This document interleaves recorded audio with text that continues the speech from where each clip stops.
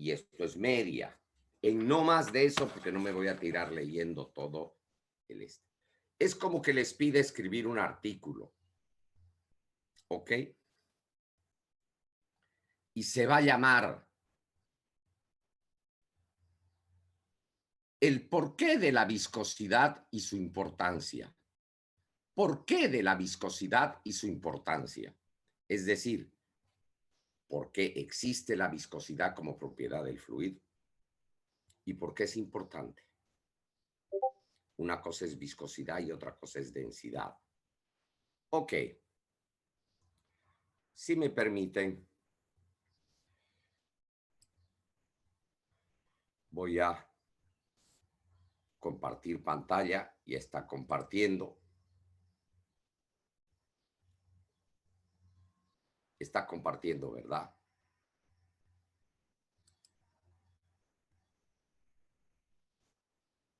¿Está compartiendo, Juliana? Sí, está compartiendo. Ya, muchas gracias. Ok, vamos a develar esas paradojas. ¿Qué son paradojas? Son cosas que podemos pensar de acuerdo a la lógica que seguimos con nuestra mente humana, que funcionan de una manera, pero en realidad funcionan de otra. Flujo se llama al paso de ese fluido alrededor, porque no la va a deformar totalmente, de una cierta forma. Entonces, vamos a enfrentarnos a cómo ese flujo, es decir, el paso del fluido, o yo paso a través del fluido, o el fluido pasa a través de mí, cómo influye la forma. Y esa forma tendrá cierta resistencia y rugosidad. La resistencia es función de la rugosidad. La rugosidad ya no es la forma, sino la superficie y sus defectos de que está hecha esa forma. Una de las primeras paradojas, ¿ok? Vamos a introducir de manera práctica y experimental, explicar principios fundamentales de la dinámica de fluidos y de qué variables intervienen con los cuerpos que tienen cierta geometría y rugosidad. La geometría es la forma, por ejemplo, una pelota de fútbol. Su rugosidad de lo que está hecha, si está hecha de un plástico liso, si está hecha de cuero, y cómo esas dos cosas en conjunción con las condiciones de flujo. ¿Qué es flujo? Es la palabra que define el paso de un fluido a través de esa geometría con cierta rugosidad. ¿Qué pasa con la velocidad y con otras variables? ¿Ok? Y esto lo vamos a resolver de manera experimental. Voy a dejar de... Está compartiendo. Bien, vamos a tener un banco de pruebas que se llama Garciómetro. García por mí, este era un banco de pruebas que tenía en mi clase en Valencia. Tenemos en primer lugar una cámara por la que sale aire, que no podíamos trabajar con agua por cuestiones de seguridad en una clase normal como la que tenemos. Teníamos que trabajar con aire. Este aire estaba conectado a un tubo en U en el que podíamos medir la velocidad con la que salía el aire. Aquí teníamos un balancín o fulcro. Es un sistema de balanceo como existe en el Parque de los Niños. Aquí tenía grabada un fijador donde se le engrampaba la forma que yo quería averiguar. Esta es una balanza como las que hay en los mercados. Y aquí se le colocaba contrapesos. ¿Para qué? Para que el cero, cuando le coloque yo el espécimen, esto esté completamente horizontal y aquí lea 0. De manera que si esto pesaba 5 kilos, por ejemplo, y 5 kilos por esta distancia, tenía que igualar el peso que yo le ponía por esta distancia. Era equidistante, le tenía que poner el peso aquí para que quede a cero cuando no esté circulando aire. ¿Me entienden? Bastante bien. Empezaba a circular el aire y aquí medí en kilos la resistencia que producía este objeto con la velocidad del aire. ¿Ok? Esto estaba apoyado, era muy sensible, con rodamientos, no era con un eje y un fierro, sino con rodamientos, de manera que era muy sensible, inclusive a velocidades muy pequeñas ya se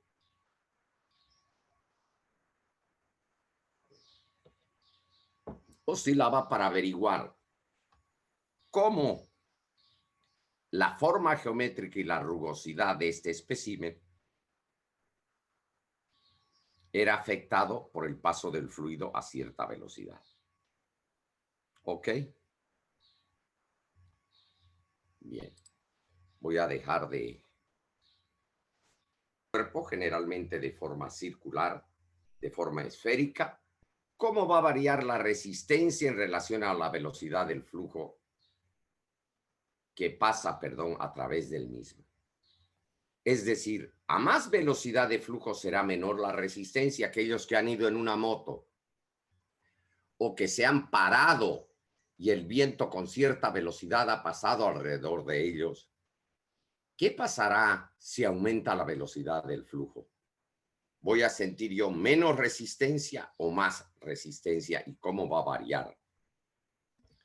Y la segunda pregunta es, para ese mismo elemento, ¿de qué manera influye la textura de la superficie en la resistencia del flujo?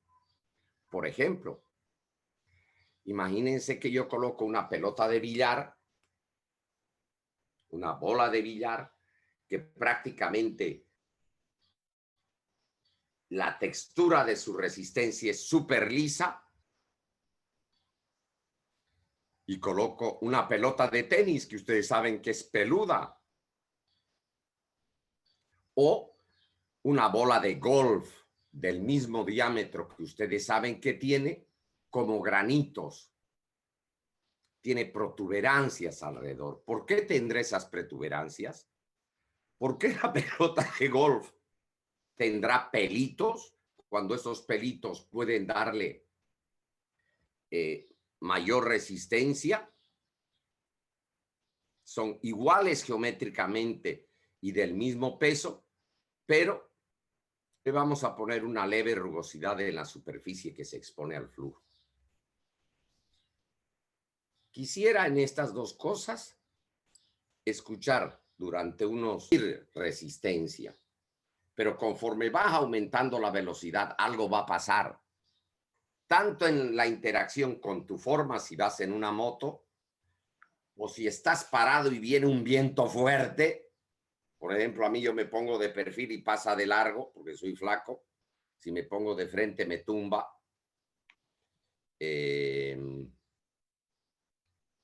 Pero algo va a pasar. Generalmente lo que esperamos es que a mayor velocidad, mayor resistencia. Uno ve los aviones, necesitan vencer la resistencia que hay para ganar sustentación y elevarse. Y mientras más arriba estén, como la presión disminuye, van a gastar menos combustible. ¿Ok? Y van a poder avanzar más, porque si hay menor densidad ahí arriba, hay menor resistencia también. El aire es menos denso, es más ligero.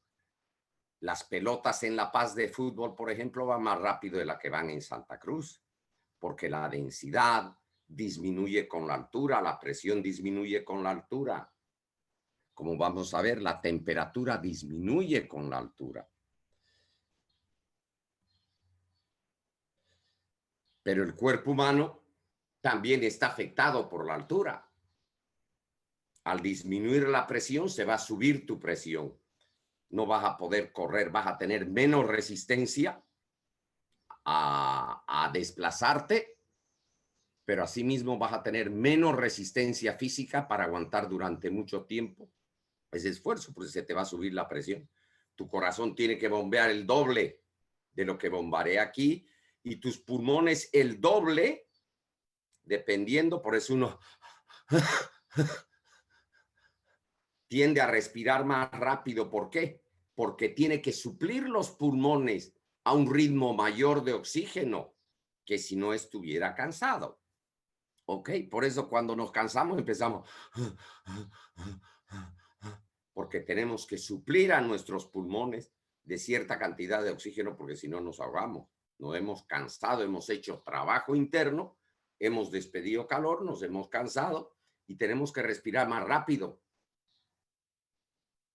¿Para qué? Para que en la misma cantidad de tiempo podamos meter a nuestro sistema la misma cantidad de oxígeno. Primera cosa que aprenden sin ser médicos. Y muchos médicos no saben eso. Ok. Quiero que piensen en esas dos cosas, así como lo ha hecho Robert, como lo ha hecho Carla, con un razonamiento sencillo para la próxima clase, sobre todo los nuevos, y me traigan ideas. ¿Qué pasa, por ejemplo, con una esfera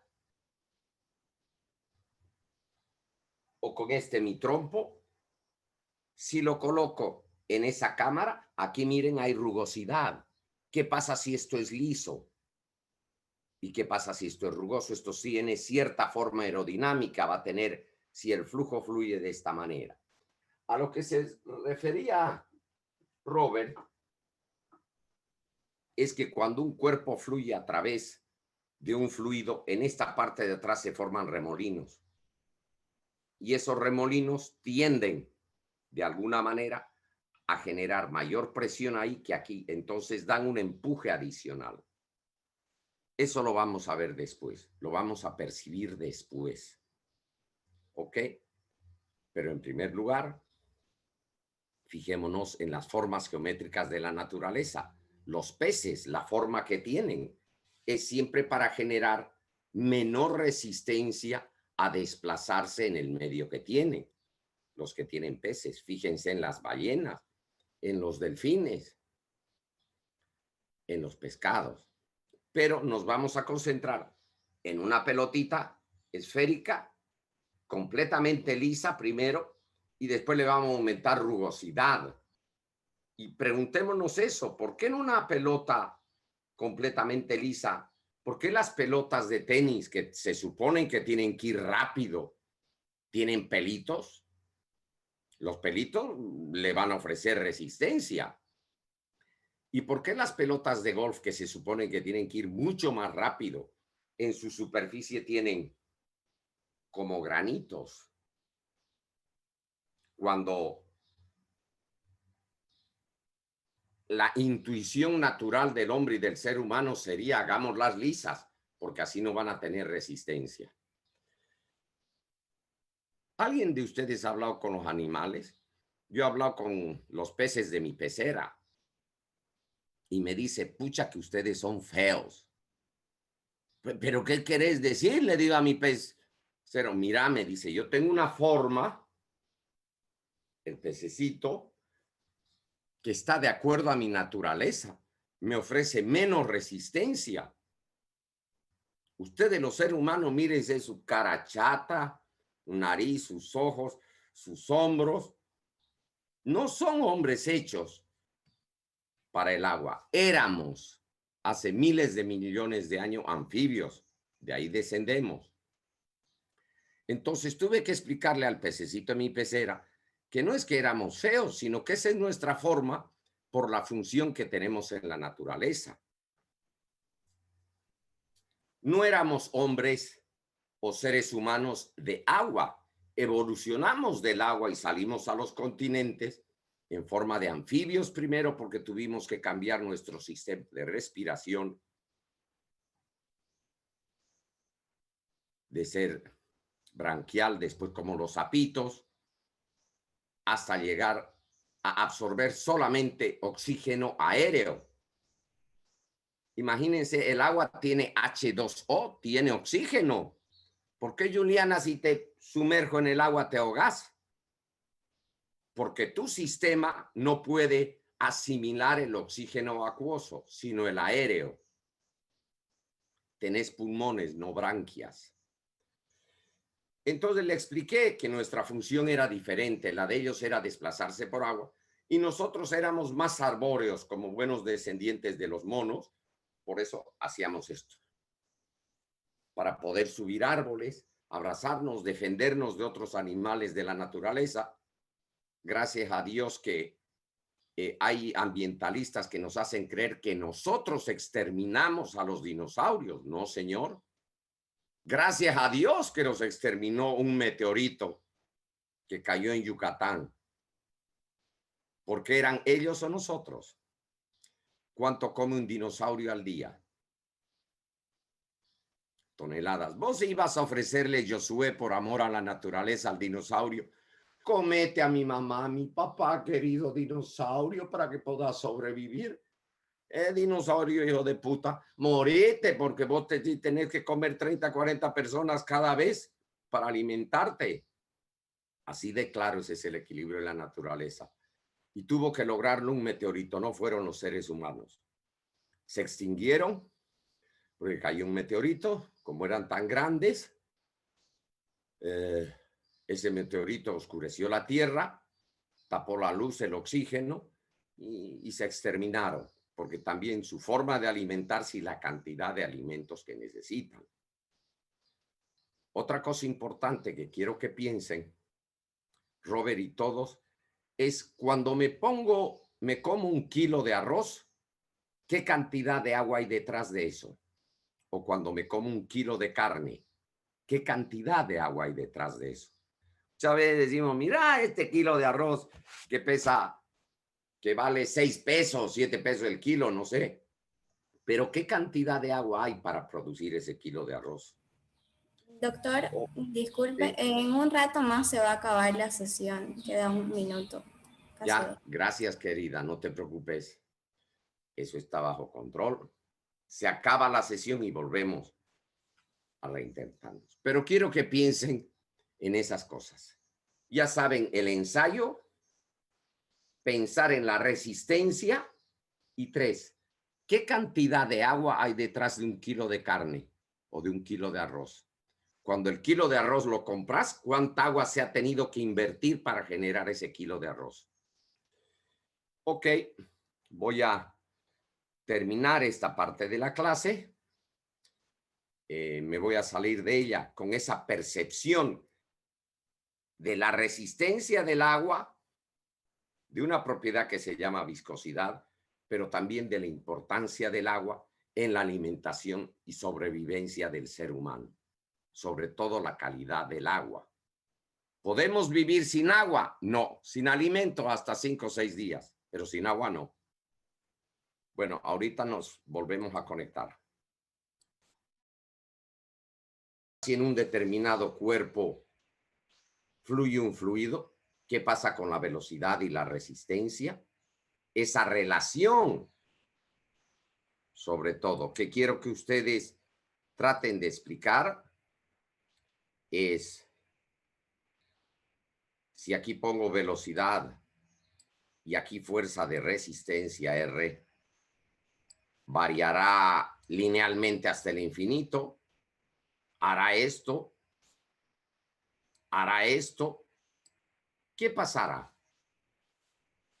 Y en segundo lugar, si a la forma que tengo, imagínense, primero voy a tener esto, una esfera.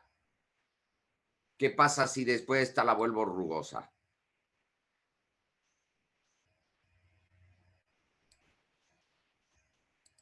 Ok. Para ese mismo determinado elemento, ¿cómo influye la textura de su superficie en la resistencia al flujo? Ok. Eso es lo que les estoy pidiendo que razonen. Ahora ya vamos a entrar, pero no solo del agua per se, sino del paso de los cuerpos a través del agua o el agua a través de esos cuerpos. Vamos a ver qué es un fluido, cómo influyen los esfuerzos de corte, la diferencia fundamental que hay entre fluidos y sólidos, cuáles fluidos se denominan newtonianos y cuáles no newtonianos y por qué existe esa diferencia. ¿Qué pasa entre los líquidos y los gases? La estructura molecular de esos materiales y algo que es muy importante, este concepto de continuum o medio continuo de un fluido. ¿Y por qué se lo utiliza? Y aquí hay una serie de propiedades que ustedes las van a tener que leer porque ya las deben saber, especialmente la 181 a la 184. Yo voy a explicarles un poquito de estos conceptos importantes que a lo mejor los ven por primera vez: la viscosidad, la tensión superficial y la capilaridad, qué es presión de vapor, y después vamos a ver un poco lo que es la compresibilidad y el módulo de elasticidad, cuándo un fluido es o no compresible, la ecuación de estado para gases perfectos, que ustedes ya la han visto, pero la vamos a volver a recordar. ¿Qué pasa con la expansión de un gas? Ok. Entonces, fíjense, vamos a ver esos conceptos fundamentales en los fluidos. Aunque son diferentes en muchos aspectos, sobre todo porque los sólidos tienen ya una forma establecida, los líquidos y los gases, entre ellos, un líquido lo puedo percibir, el gas, el aire, dependiendo, a no ser que sea teñido, a lo mejor ni lo veo, pero tienen características en común que las hacen diferentes a los sólidos. ¿Qué es lo que hace un fluido diferente?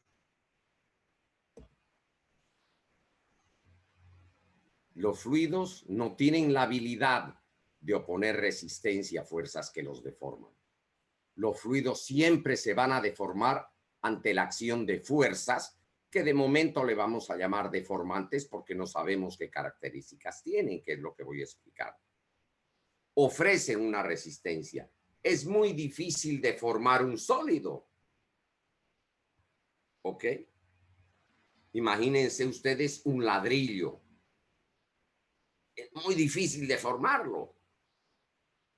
Imagínense ustedes, por ejemplo, una esponja que tiene hartos vacíos, es sólida.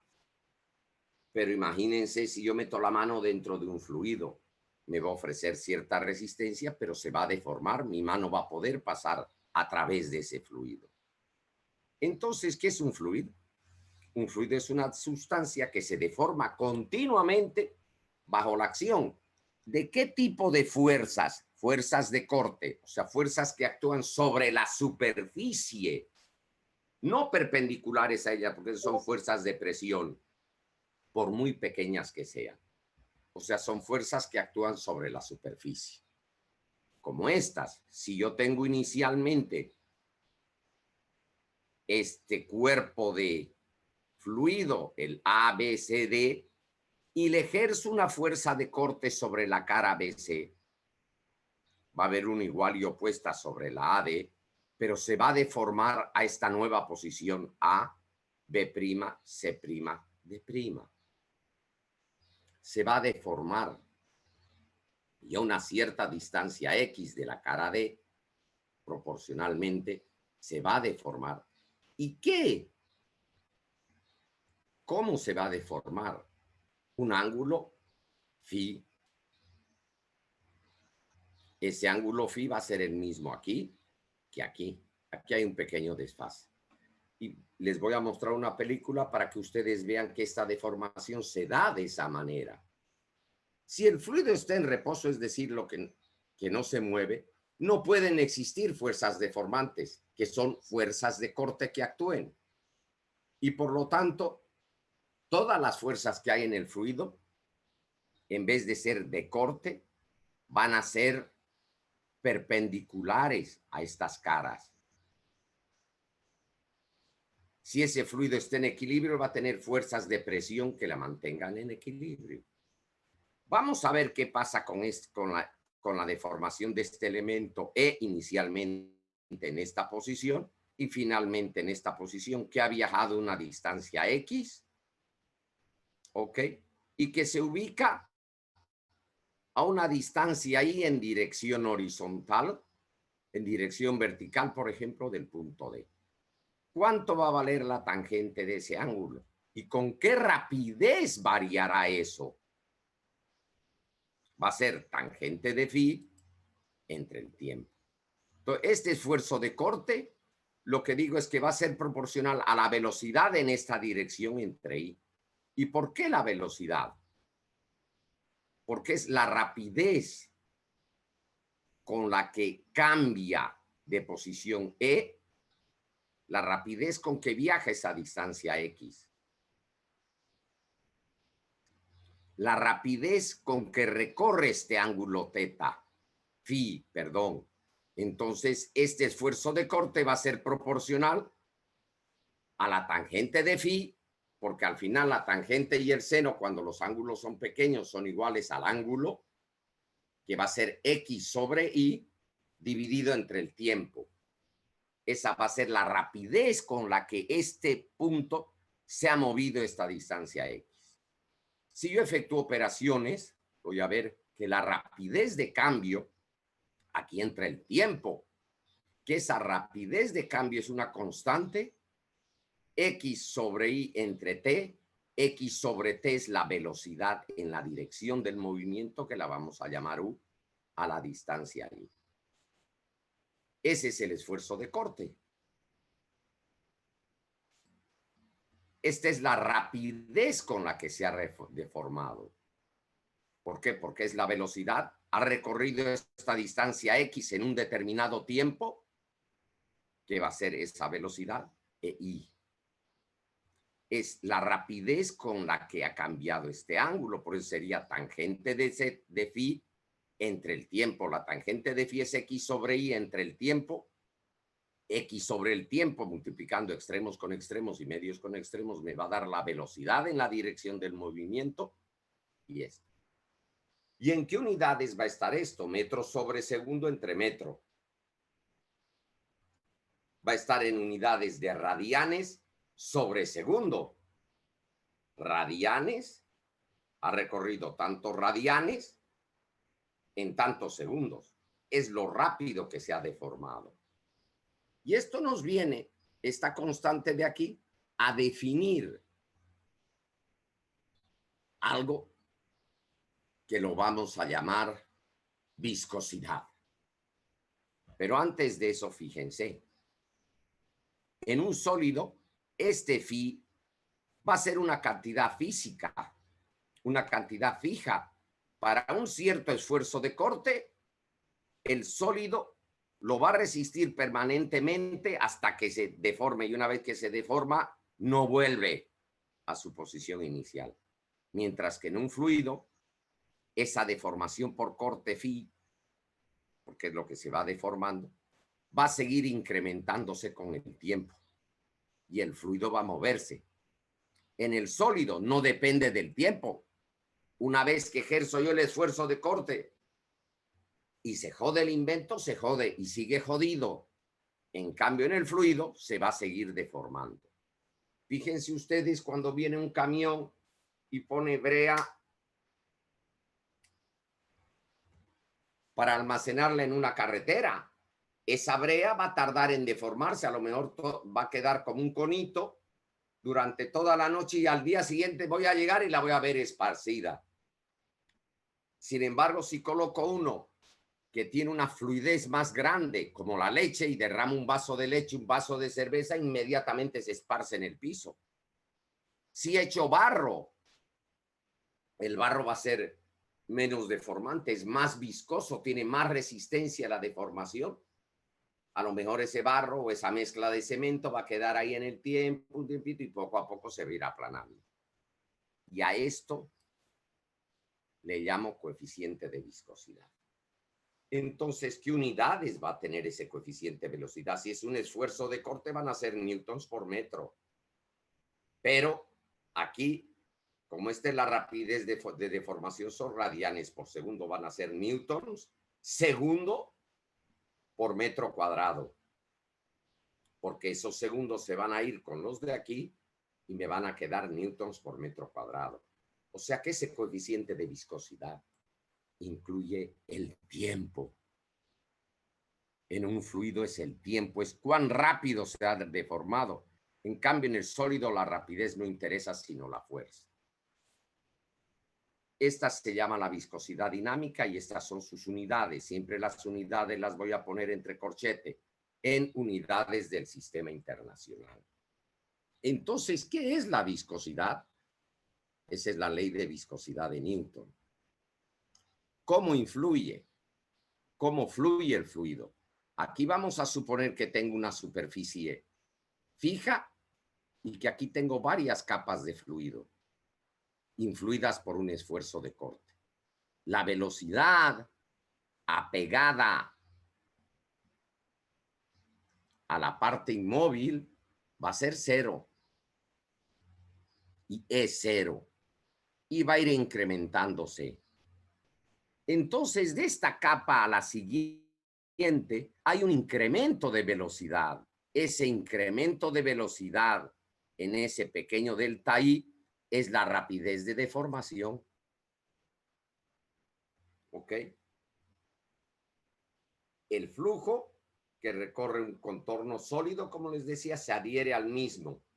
Se llama condición de no deslizamiento. Y si tomamos en consideración capas sucesivas, la velocidad va a incrementar al cambiar de capa a capa. ¿Y cuánto ha incrementado la velocidad en esta distancia delta I? Delta U.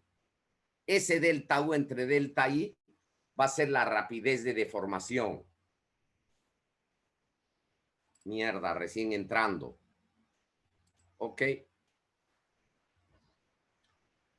En un líquido, para finalizar, ese líquido va a asumir una superficie libre entre el aire y va a adoptar la forma del contenedor en su parte superior.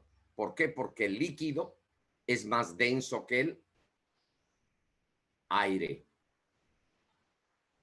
Y sin embargo, un gas que es aire, si lo suelto en el mismo contenedor, va a ocupar todo el espacio. Vamos a ver cómo ocurre ese flujo. Voy a dejar de fluir eso y les voy a mostrar un video porno.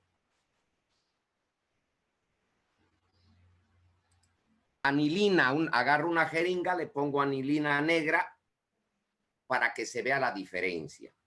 Esto va a quedar fijo y voy a empezar a hacer mover esto y voy a ver si verdaderamente se deforma de la manera que se los he mostrado. ¿Ok? Ahí va. Esto va a empezar a desplazarse, esto se queda fijo. El fluido que está pegado a la parte que no se desplaza, a la parte fija, tiene velocidad cero, pero esto se va desplazando. Otra vez, aquí le estoy aplicando un esfuerzo de corte. Esto se está moviendo y fíjense ustedes, este ya pasó. Me está midiendo la rapidez de deformación y yo puedo ir a medir cuán rápido está cambiando este ángulo y mido la viscosidad. Entonces, fíjense que el modelo matemático que les he presentado para definir la viscosidad es un modelo correcto, porque así es como se va deformando un fluido bajo la acción de una fuerza de corte. Mire, ese de allá ya ha pasado, este está por pasar. Se los voy a pasar una vez más. Entonces, ese modelo del cuadradito y la deformación en esta forma es correcta, porque así se da en la naturaleza.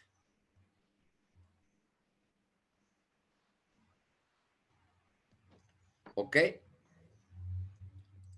Sin necesidad de ir al laboratorio, sin necesidad de ir al laboratorio y perder el tiempo, porque además esa máquina no la tienen. Formación. Porque en la viscosidad entra el tiempo. En la deformación de un sólido no entra el tiempo. ¿Ok?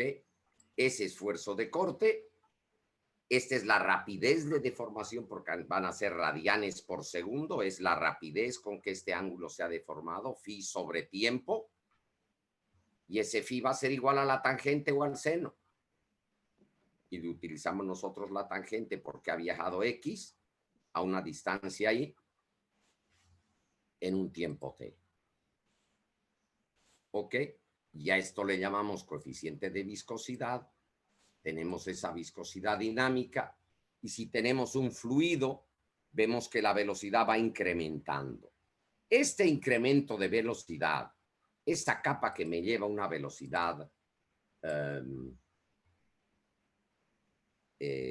mayor que la adyacente, es el que me genera la viscosidad. O sea, la viscosidad es una propiedad interna del fluido que me indica cuán rápido una partícula de fluido se está desplazando en relación a las vecinas. Para un sólido, la deformación es función del esfuerzo que se le aplica. Si ustedes ven el módulo de Young, la deformación ¿a qué va a ser igual? El módulo de Young es igual a la deformación, a la fuerza que se aplica entre la deformación. Para el sólido, yo voy a tener un esfuerzo, que va a ser newtons por metro cuadrado, y una deformación, delta de L. Ese módulo de Young no depende del tiempo. La deformación es función del esfuerzo. Más fuerte la deformación que se aplica al mismo. Siempre que ese límite de elasticidad no se ha excedido, porque si no ya se ha roto. Mientras que en un fluido estoy hablando de rapidez de deformación. Ya no es función, es proporcional al esfuerzo que se aplica. No es igual, no es función del esfuerzo. En este caso, en el fluido es proporcional. La palabra función y proporcional es la que hacen la diferencia.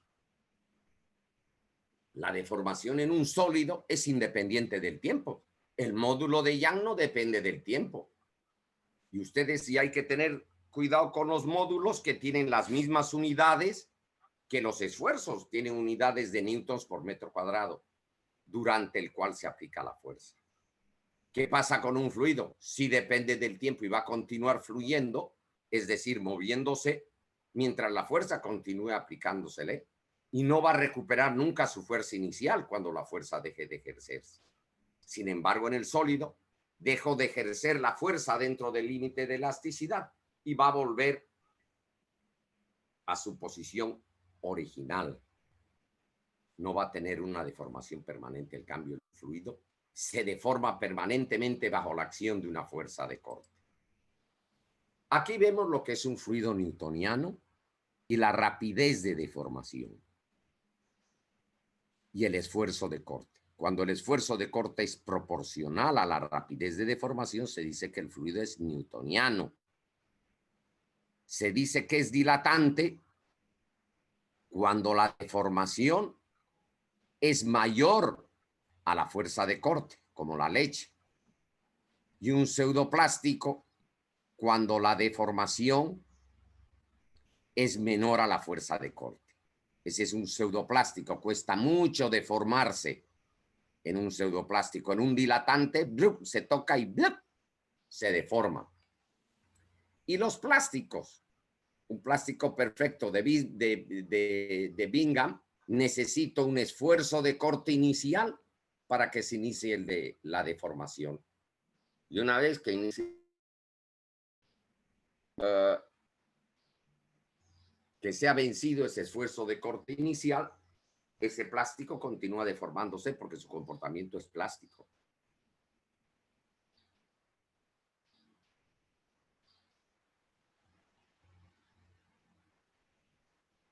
¿Y cuándo digo que un fluido es ideal? Cuando tiene viscosidad cero. No porque la tensión de corte sea cero, sino porque la deformación asumo que es cero. Estoy asumiendo que no importa. ¿Tiene viscosidad el fluido? Siempre la tiene. Pero cuando considero ideal,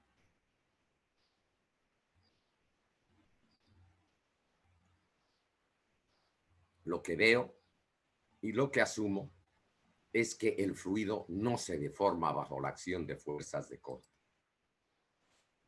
Ok, en uno newtoniano, siempre el esfuerzo de corte es proporcional a la rapidez de deformación. Ese es el newtoniano. Y vamos a ver qué pasa con las diferentes viscosidades. Hoy te los voy a agrandar. Ese es el viscosímetro. Yo aquí tengo un líquido y voy a ver el tiempo que tarda en pasar entre dos posiciones sucesivas en estas marcas.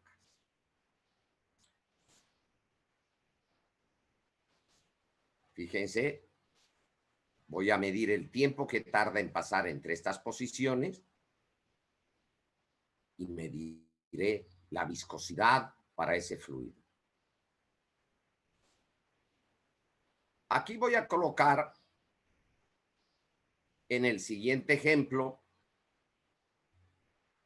fluidos de diferente viscosidad. Menos viscosidad, más viscosidad. Menos viscosidad, más viscosidad. Aquí está tardando mucho en fluir porque es más viscoso. Y aquí ha fluido muy rápido porque es menos viscoso. ¿Se ve bien?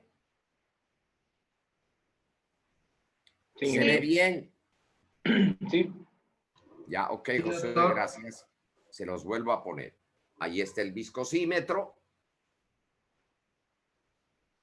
Y aquí vamos a ver qué pasa con líquidos de diferente viscosidad. Menos viscosidad y más viscosidad. Aquí tarda mucho en moverse. Este es más viscoso que este de aquí.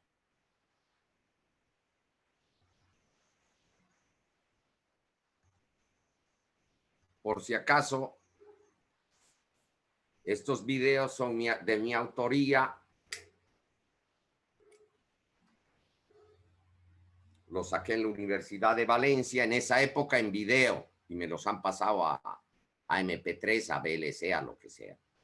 Fíjense ustedes la diferencia que hay entre un fluido que es poco viscoso y uno que es muy viscoso.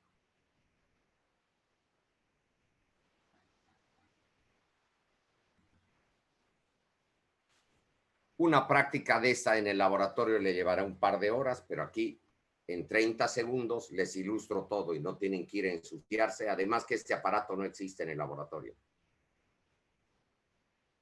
Uno que fluye rápido y otro que fluye lento.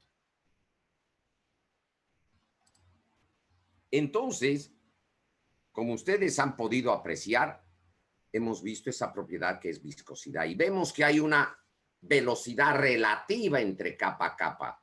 Si yo la agarro a Juliana de la mano y caminamos a la misma velocidad, no vamos a tener viscosidad. Estamos yendo a la misma velocidad. Pero si Juliana se acelera un poco, me va a acelerar a mí. Va a haber un cambio pequeño de velocidad de esa capa a esa capa. Y eso va a ocurrir en la unidad de tiempo. Eso es lo que genera la viscosidad. El gradiente de velocidad en dirección perpendicular al movimiento. Lo he dicho matemáticamente. ¿Qué es gradiente, Angélica Ayala?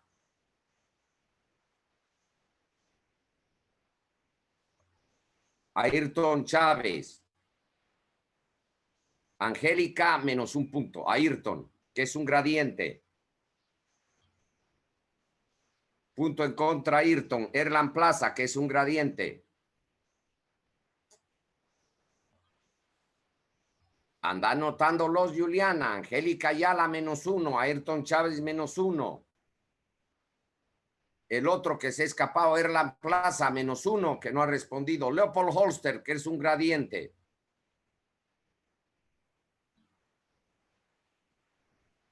Menos 1. No, ¿Ah? no sé, no lo sé. Ya, Condor y Herbas, que es un gradiente.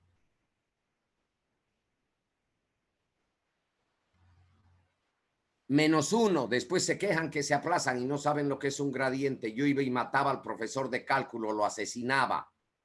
Lía Pinaya, que es un gradiente. Es cuando la velocidad va cambiando de capa a capa.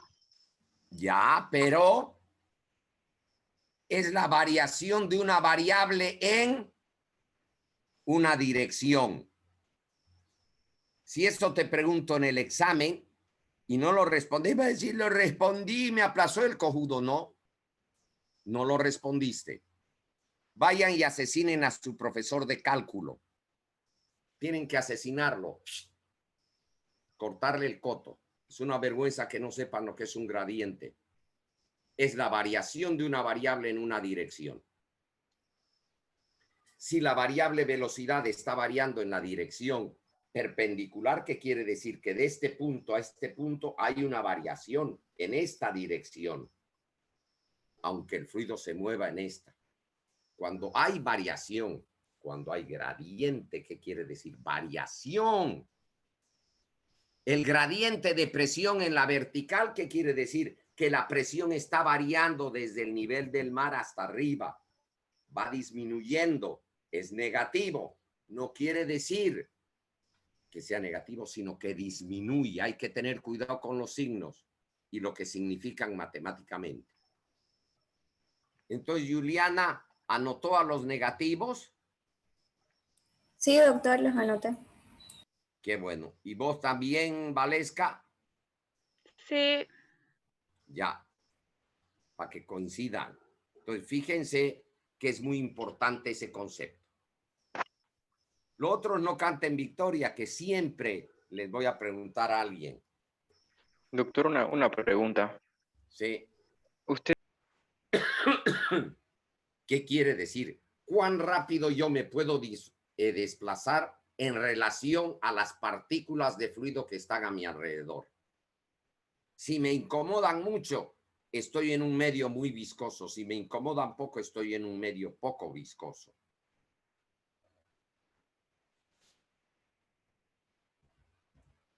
Ok, hemos definido un fluido como una sustancia que se deforma continuamente bajo la acción de un esfuerzo cortante. El esfuerzo cortante actúa paralelo y sobre la superficie. En ausencia de este esfuerzo de corte no hay deformación. Por ejemplo, el viento ejerce una fuerza de corte sobre las superficies de tu piscina, del mar, genera las olas. Es el viento el que ejerce ese esfuerzo de corte.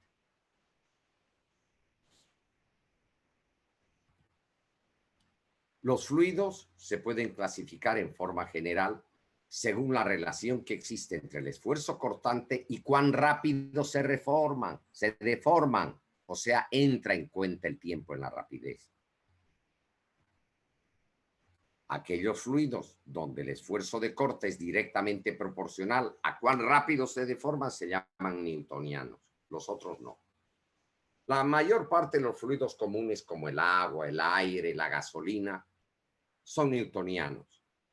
El término no newtoniano se utiliza para clasificar todos los fluidos donde el esfuerzo cortante no es directamente proporcional a la rapidez de deformación. No quiere decir a mayor esfuerzo cortante más rápido se deforma o a menor esfuerzo cortante más lentamente.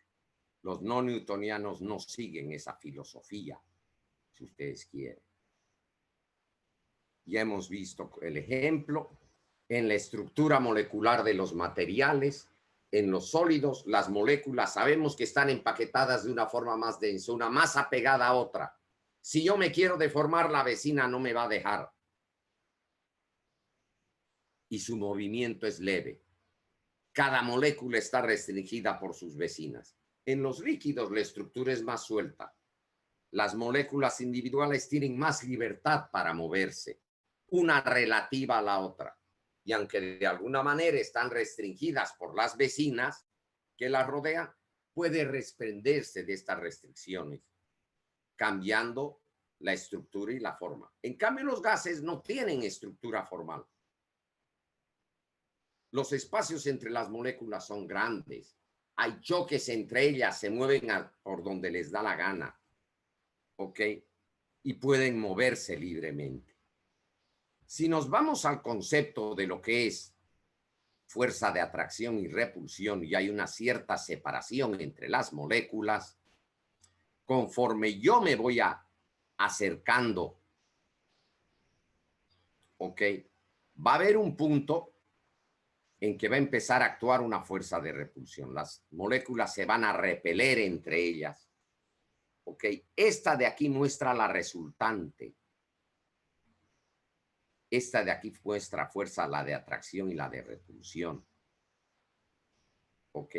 Y esta área muestra el trabajo o energía potencial que yo tengo que hacer para acercar esta partícula a esta distancia R, hasta que empieza a haber una fuerza de repulsión entre ellas, y la resultante llega aquí a tener un máximo, pero aquí recae hasta cero, hasta el punto donde la fuerza de atracción y repulsión se equilibran.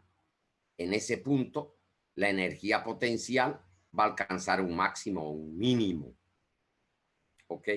A pequeñas separaciones, la que domina es la fuerza de repulsión. Mientras que a mayores separaciones,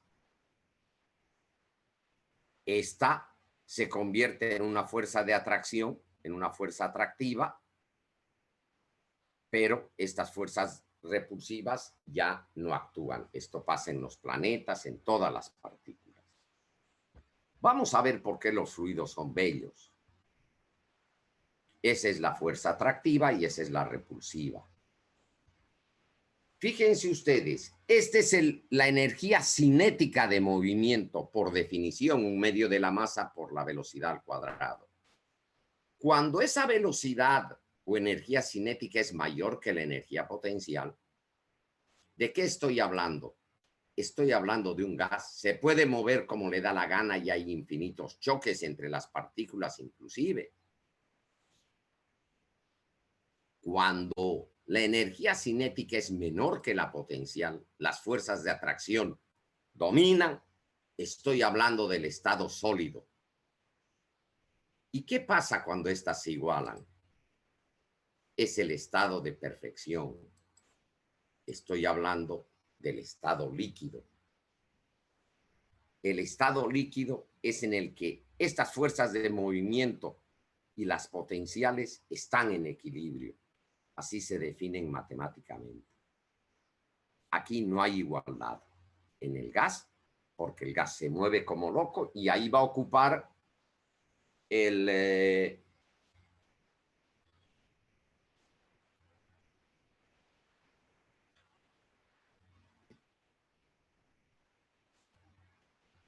causa disociación. En el estado sólido causa agregación. Y aquí estamos en un grado intermedio entre disociación y agregación, en un estado de equilibrio. Para terminar, voy a darles el concepto de lo que se llama continuum o medio continuo. Voy a ver un fluido en grueso. ¿Qué quiere decir? En vez de analizar una partícula, voy a analizar muchas partículas que están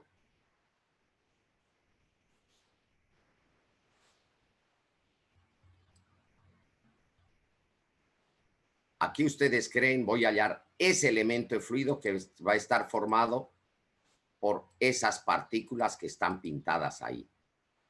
Esta va a tener esta velocidad.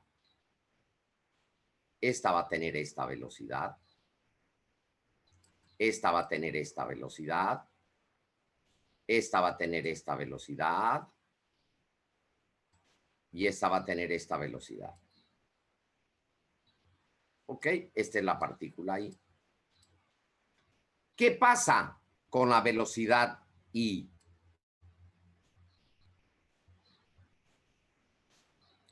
Esta va a ser igual a una velocidad promedio. Yo puedo hallar el promedio de todas estas velocidades y decir, aquí hay una velocidad promedio que va a ser esta.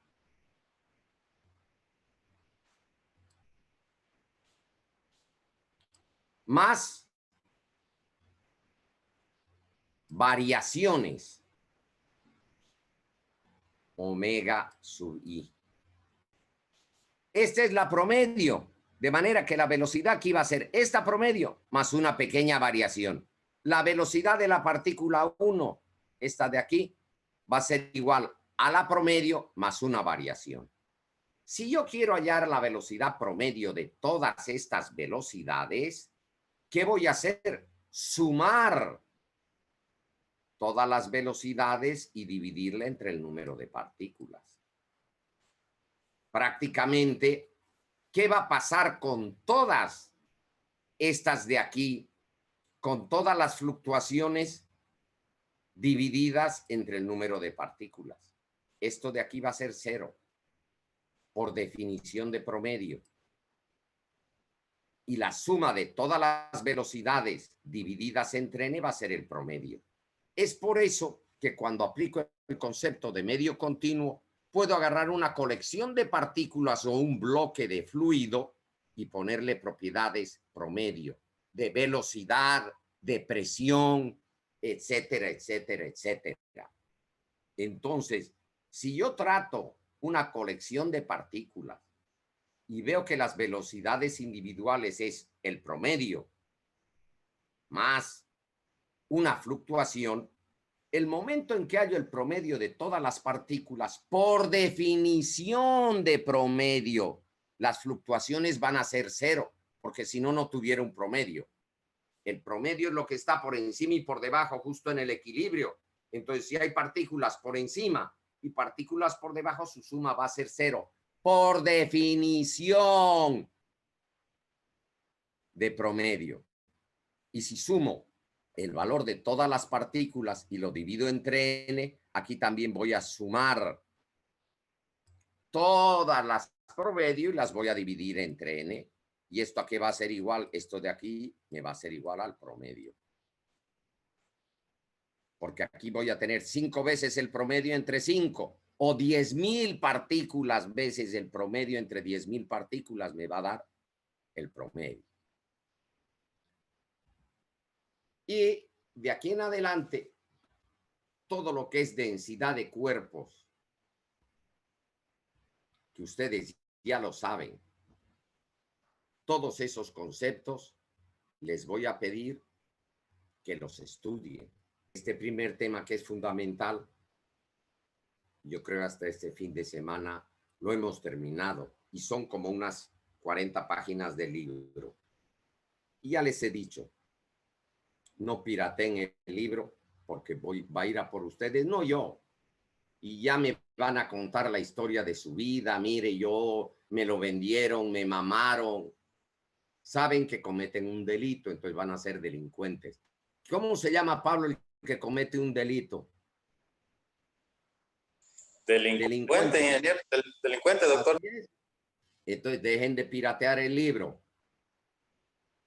Que ya sé, a dos he pillado ya. Ya los van a ver en Palmasola y no me va a temblar la mano. Y los que les compren a ellos también. Compraste un auto robado y vamos a ver si no te llevan a Palmasola. Aunque digas que te mamaron. Bueno, eso es. Creo que es un buen momento para parar.